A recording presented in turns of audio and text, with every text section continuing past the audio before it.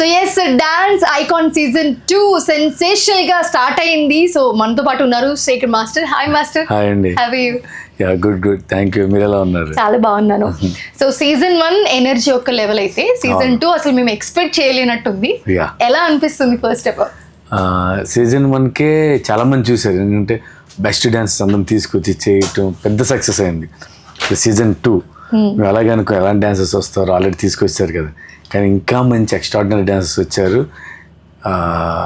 అంటే ఇప్పుడు మొన్నే స్టార్ట్ అయింది కాబట్టి చాలా బాగా చేస్తున్నారు. అప్పుడు ఏంటంటే ఎలిమినేషన్స్ ఒకటి మళ్ళీ అంటే ఓంకార్ గారు అంటే కాన్సెప్ట్స్ మీద కాన్సెప్ట్స్ కొత్తగా ట్రై చేయడానికి చూస్తారు, విచ్ ఈస్ వెరీ గుడ్. బాగా వర్కౌట్ అవుతున్నాయి. పంచభూతాన్ని కాన్సెప్ట్ తీసుకోవటం. ఇంకోటి అంటే ఎప్పుడైనా ఒకళ్ళు కంటెస్టెంట్ ఎలిమినేట్ అయితే మెంటర్ ఎలిమినేట్ అవ్వరు, వేరే కంటెస్టెంట్ వస్తారు. కానీ ఇక్కడ ఏంటంటే మెంటర్ కూడా రెస్పాన్సిబిలిటీ తీసుకోవాల్సిన పరిస్థితి ఉంది. ఆ కంటెస్టెంట్ ఎలిమినేట్ అయిపోతే మెంటర్ కూడా వెళ్ళిపోవాలి. అంటే ఇప్పుడు ఆ భయం కంటెస్టెంట్ తో పాటు మెంటర్ కూడా ఉంది. మెంటర్ కూడా ఇప్పుడు కేర్ఫుల్ గా జాగ్రత్తగా ఇంకా ప్రాక్టీస్ ఎక్కువ చేయించి మంచి కాన్సెప్ట్స్ తీసుకున్న వాళ్ళు కూడా కాన్సన్ట్రేట్ చేస్తున్నారు. చాలా బాగా జరుగుతుంది. ఎలా అనిపించింది అసలు ఈ కాన్సెప్ట్ వినగానే? పంచభూతాలు అనే కాన్సెప్ట్ మనకి ప్రెస్ మీట్ పెట్టి విన్నప్పుడు చాలా ఎక్సైటింగ్ అనిపించింది. ఏంటి కొత్తగా ఉంది అని. తీసుకున్న మెంటర్స్ కూడా చాలా డిఫరెంట్ గా ఇప్పుడు యష్ మాస్టర్ మీతో పాటు ఈ సీజన్ కూడా కంటిన్యూ అవుతున్నారు. జాను కానివ్వండి, దీపిక కానివ్వండి, కొంచెం ఫన్ యాడ్ చేస్తూ చాలా డిఫరెంట్ గా ఉన్నారు మెంటర్స్ అందరూ కూడా. సో ఎలా అనిపించింది?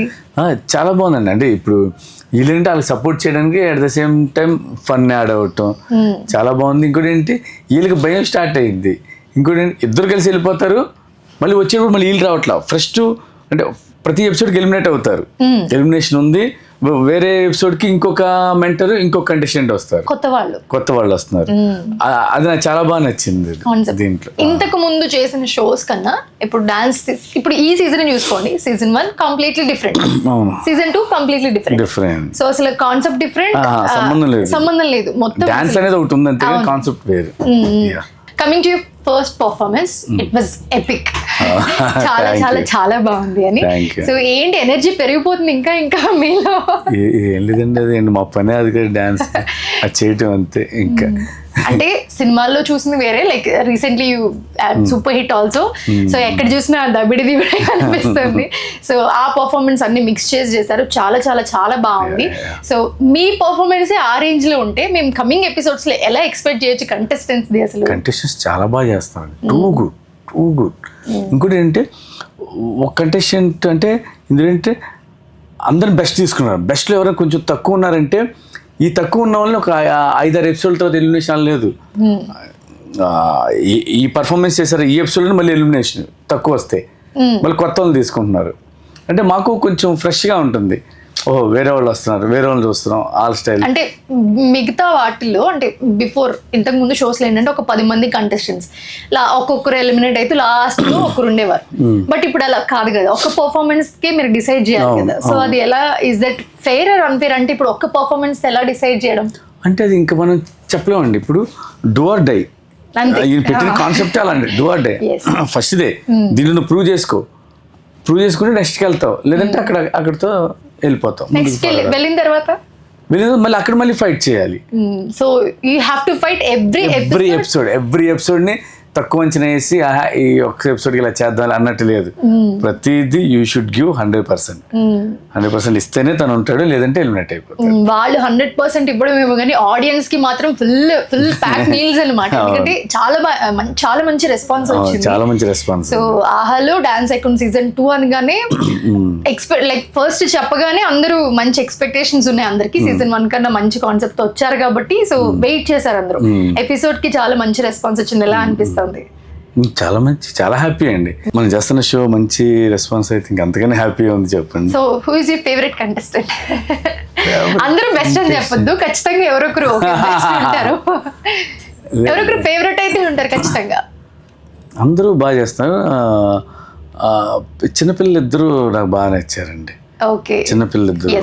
యష్ మాస్టర్ కంటే బర్కత్ అని తనకి ఇప్పుడు రాలేకపోతుంది, తన ప్లేస్లో ఇప్పుడు వట్టిగా వచ్చింది. ఓకే. వట్టిగా తను ఎక్స్ట్రాడినరీ డాన్స్. అసలు ఎక్కడ తీసుకొస్తారండి వీళ్ళందరినీ? నాకు ఒక డౌట్ అడగడానికి. ఎందుకంటే ఆడియన్స్ ని ఎంటర్టైన్ చేయడానికి అసలు వీళ్ళని ఎక్కడెక్కడో ఇండియాలో బెస్ట్ డాన్సర్స్ ఎక్కడ ఉన్నారు, ఎక్కడ పిక్ చేసి తీసుకొని వస్తున్నారు. సో చాలా కష్టం అవుతుంది కదా ఖచ్చితంగా. ఎందుకంటే ఇప్పటి నుంచి కాదు, ఎప్పటి నుంచో వీళ్ళు ఎవరెవరు బాగా చేస్తారని చూసి తీసుకొస్తుంది ఓంకార్ గారు ఆ టీం వాళ్ళు. సో ఇప్పుడు డాన్సర్స్ అందరూ ఒక 10 మంది కంటెస్టెంట్లు ఉంటే దాంట్లో ఈ ఎపిసోడ్ లో వీళ్ళకి పర్ఫార్మెన్స్లు ఉంటే వాళ్ళకి జడ్జ్మెంట్ ఇవ్వడం ఓకే అనుకోవచ్చు.